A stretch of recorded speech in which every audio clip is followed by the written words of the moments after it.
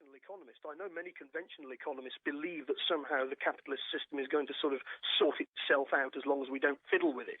I don't believe that. I don't believe that for a moment. One of the things I spoke to Alexandra about off the air was you had a few comments with regards to the flotilla, didn't you? I believe. Yeah, far more eloquent commentators than myself have covered the legal aspects of it. For me, this is what I call the latest chapter in the misadventures of Kosher Red Riding Hood.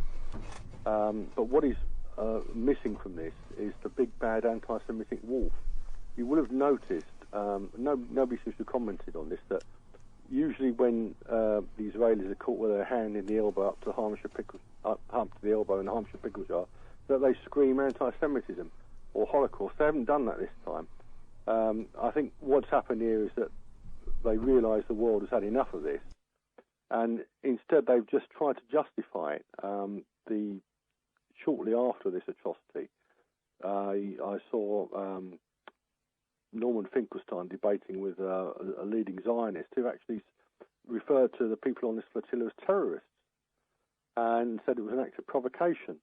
And it seems that they're sticking two fingers up at the world in grand fashion, saying that we will murder anyone who doesn't do anything we like, who does anything we don't like.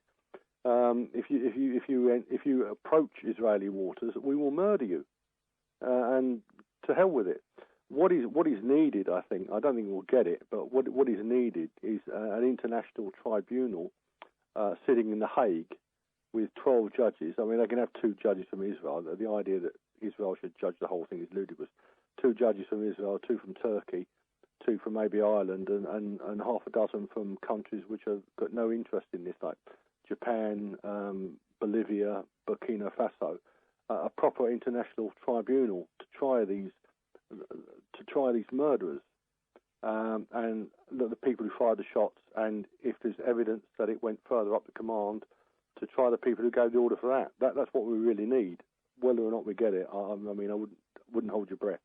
Well, there is actually, Alexander, that there is an inquiry taking place now, isn't there? And Israel actually launching its own inquiry. Well, that's ludicrous. That's a bit like me coming to your house, kicking down the door, beating up your son, raping your wife, stealing the contents of your refrigerator and everything else. And then saying sorry. Saying, there'll be an inquiry. My uncle will chair it. My wife will be the adjudicator. My cousins will do the forensic. It's ludicrous. It's absolutely ludicrous. It is. I mean, our envoy to the Middle East, Mr. Blair, was saying how fair the inquiry would be. The Americans are, jumping up and down for joy that, Israel is doing everything by the book. And this inquiry will be independent and we will get the result and it will be a fair inquiry. How fair do you reckon the inquiry is likely to be? Because I'm not convinced that Israel will give us the entire truth. Well, today, after 28 years, we've seen the British government admit that British soldiers shamefully murdered or killed 12 innocent people in Northern Ireland, the Bloody Sunday inquiry. You'd have to wait 2,000 years or more to see the Israelis make a similar admission. It ain't going to happen. I mean, the Bloody Sunday inquiry, that's taking place again, isn't it? And apparently, from the reports I've been hearing last night, that it's one of the most expensive public inquiries that's to be taking place. Look how long it took. But the flotilla is a lot simpler than that. It is. I had a lady on last week she had the ties with their Friends of Al-Aqsa, Alexander Harrison, and she was saying... I heard that. It was a really moving performance. Really wasn't it just? Yeah, it was just... if you look at the footage on YouTube of that flotilla, it's basically young white women and older or some elderly Muslim men, some men of 60 or 70. And you've got you had a baby on board, you had a Nobel Peace Prize winner. Yeah, the baby. Hippie types. These aren't even people like you and me. They can tar politically. How they can call them terrorists? And she pointed out that the ports had cleared the ships. Yes, what kind of interested me is when she said they actually asked the British consul for help. Someone, a representative from the British can't help you. Yeah, can't help you. Israel does what it does. Is the exact word he used. It's amazing, it's amazing, you know. But nobody's ever stood up to them. No. Nobody's ever stood up to them. I think there's an interesting question here about how deliberate the Israeli policy of attacking the flotilla was. I mean, we were talking about conspiracies earlier. I mean, is this just an overreaction? I mean, on Bloody Sunday, for example, the question really was, were the guys on the ground just overzealous, or were there orders from the top? And I think in relation to Bloody Sunday, I think that you shouldn't blame the individual soldiers who carry out orders that are given from higher up. And a similar issue relates to the flotilla. Well, let's see. I was only doing my job argument.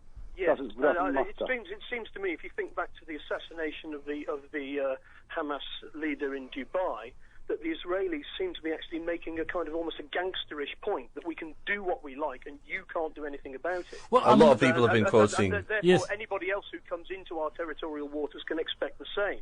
And I think this is because we're now on the run-up to a war with Iran.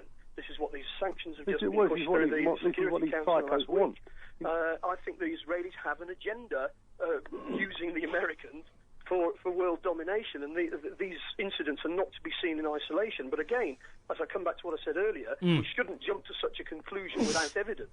Absolutely. It's certainly a suspicion that they did this deliberately, and the people who were on the ship, including people from Bristol, are all saying that they started shooting before they even got on board. Yes, they had a right to get on board anyway.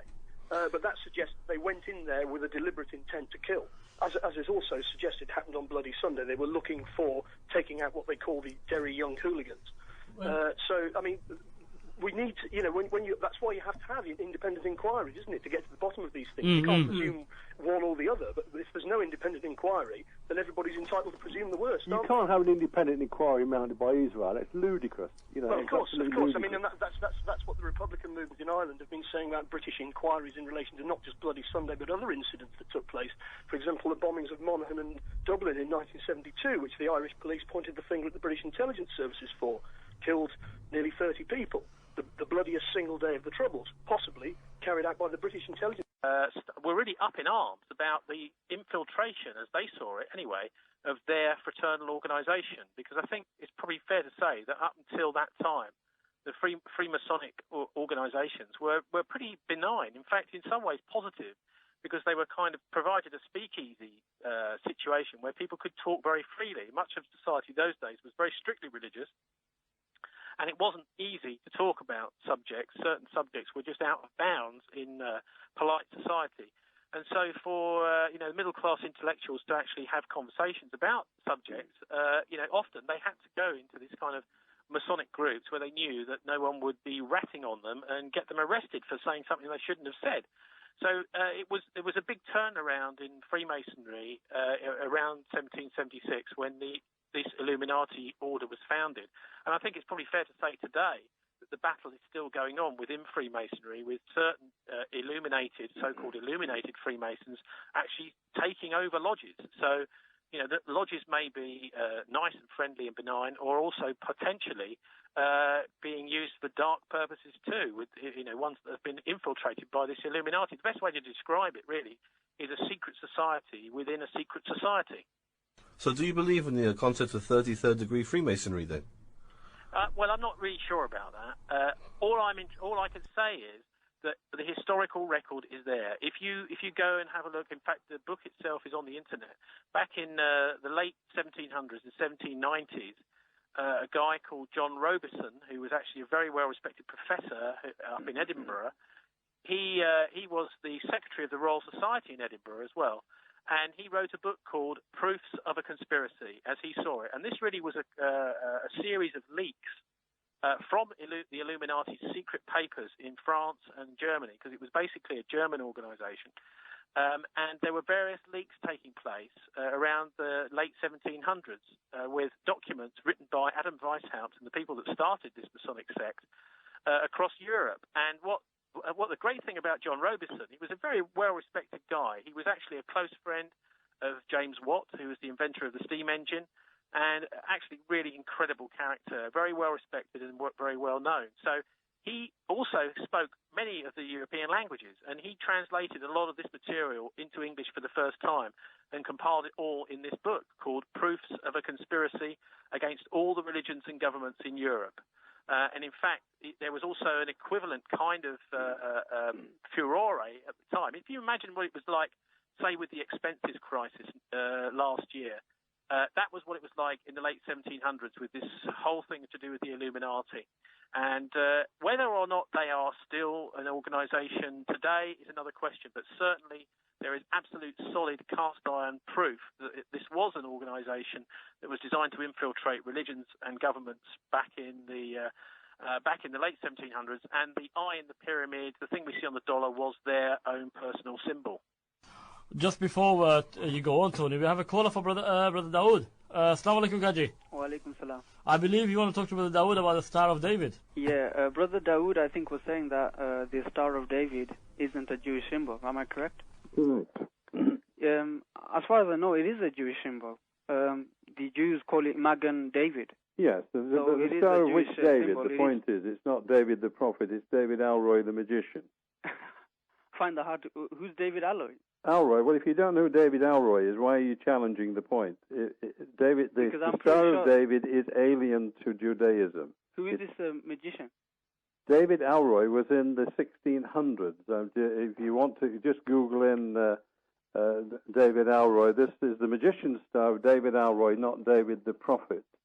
And it came at about the time, around about the 1600s. And Alroy, when you had in 1666, you had the emergence of the Jewish Messiah, Shabbat Zvi, and who came, and they were all part of the Kabbalistic group, and David, the Star of David, was not part of the symbolism. Hello? Sorry, Dawood, I think we've lost Brother Gaji. No, I think we've lost Tony Gosling. Our apologies. Our phone lines are a bit temperamental today. We will get Tony Gosling back on as soon as we Line can. our phone lines. You made your point very clear to that brother there, and I think he's fully understood what it means now. Absolutely. But finish off what you're saying anyway, Brother, for the sake of, Well, the emergence of this Kabbalistic group, the group who follow magic, and the Quran always gives you the answer. And the first Freemasons that we know of were the people of Ad and Thamud, who met in this Brotherhood of Nine and would not reform. And the seventh degree of Freemasonry is where you find these nine brothers actually making this symbol and using this symbol, which was never part of the religion of the prophets. It was always a symbol, as with the 5-pointer star, the pentalpha. These were symbols to do with magic, seer, and they have nothing to do with Islam. And of course, Judaism it was based on Islam. So these were things that were brought in, as you find with Muslims now. They involve themselves in occult things, taweez and things like that. But a while ago, David, the false Messiah was called Shabbat Zvi, and he came to take the Jews back to Palestine in 1666. And he was then stopped by the Caliph, and he either was threatened with death or with conversion. So he converted to Islam. And this group then settled themselves in Salonika, which was in Turkey, and where the Jews migrated from Safarad in Spain. They found refuge in Turkey, in the Ottoman Empire. And Shabbat Zvi is the one who changed the Torah. He changed the Ten Commandments, flipped it over to the point where they say, thou shalt kill, thou shalt commit adultery. So that is the group that are currently in Israel today, under that flag and the symbol, is the symbol of Shaitan. It's nothing to do with David the prophet. That's interesting, because of course you mentioned Sephardic Jews there, I take it, but a lot of people actually believe that they're Ashkenazi Jews, a lot there. No, but the point is that the Quran, the Hadith tell us that precisely the group in Salonika, according to that, if you've got my book, Red Book, Carved Turkey, the chapter, you'll see that the British Embassy knew the percentage of Jews in Salonika. The highest proportion were about 80% were children of Isaac, Ishaq. These were Sephardic Jews. And that is the Hadith tells you that 70,000 sons of Isaac would attack Constantinople. And this was the Masonic group who had already, with the Donme, who were the Ashkenazim who had converted with Shabbat Zvi.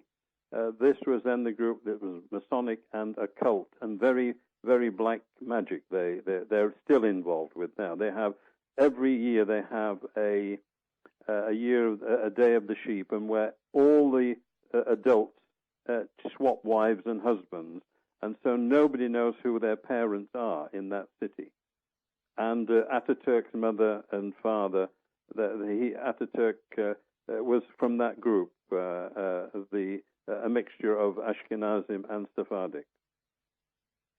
Do you actually believe about this whole 33rd degree Freemasonry and Alfred Pike? Well, 33 degree Masonry exists. If you've got my book, I've put it all in that book. So you should bone up on that, the Grand Lodge and everything. And, yes. And Pharaoh, it's a pharaonic system. Yes. If you read the Quran, he said he put his people in degrees. This is the same caste system. Yes, I mean, back in September, I think it's October, November time, we did actually have a guy who actually claims that he's a 33rd degree Mason, Leo Yes. Zagami. Say again, he was 33? Well, he classes himself as a 33 degree Freemason, Italian chap called Leo Zagami. Leo? Zagami. Zagami, you can find him on YouTube, basically. Yeah. Well, yes, I mean, I know 33 degree, 32.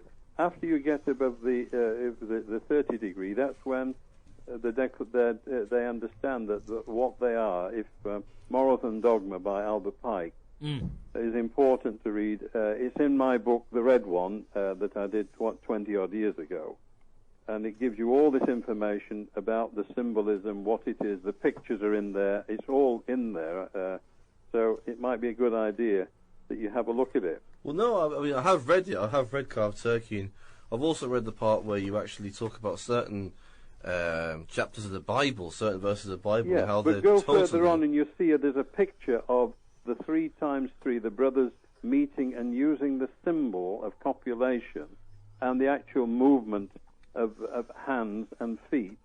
And this is the act that they believe that is created, act takes place in the morning prayer, and it reunites God with his wife. Yes, right, and the symbolism, the obelisk, that is also, I told you before, that the obelisk is the male organ, and it's all to do with pharaonic systems and Babylonian systems. But these obelisks you find... If you go to the Vatican or to the White House, yes. What is the symbol that's most prevalent? It is Obelix. The same system. Yes. For 5,000 years. Pentagon as well, of course, Pentagon-shaped building. Yes, the Pentagon is a symbol, but it's all to do with magic. See, and the Rosicrucians designed Washington. If you want to talk to Brother Dawood, we're here until 10 o'clock this evening. 0121 772 8892. That's 0121 772 8892. And that's anything you heard on New Classified today. We have been on the air from 8 p.m. this evening we will be until 10 p.m. This is our new time from now and every Tuesday. You Classified. And before that, it's Abdul Khatami, and after that is Alternative Radio. So it's a smashing lineup for a Tuesday evening. So I hope you all been enjoying the new lineup, and fascinating guests we had as well. Martin Summers and Alexander Barron. Fascinating, 2 very knowledgeable men. And we got another very, very absolute, bank of knowledge, Brother Dawood Musa Pidcock. Maybe bank is not the best choice of words right now. Eh? Oh no, but excuse the pun, but bank of knowledge. But but we're not talking about the cash banks here. We're talking about the bank of knowledge, which no money can ever buy. Actually, Use any words nowadays. You can't even use the word ocean of knowledge, because that's a disaster too, isn't it? Well, exactly. No, what I want to do, I want to just, if I can take Brother Dawood, just divert a little bit the subject actually, and we got the up and coming budget. We were talking to Martin, we were talking to Alexander Barron about this issue, and there was a story that was going round, Brother Dawood, wasn't it, last week, about this new legislation. the new European legislation that was being they were trying to put through about how countries would have to show their budget plans to Brussels. Yes, and this was rejected, but it shows that we have almost a centralized government in Europe now, and this, of course, was the plan.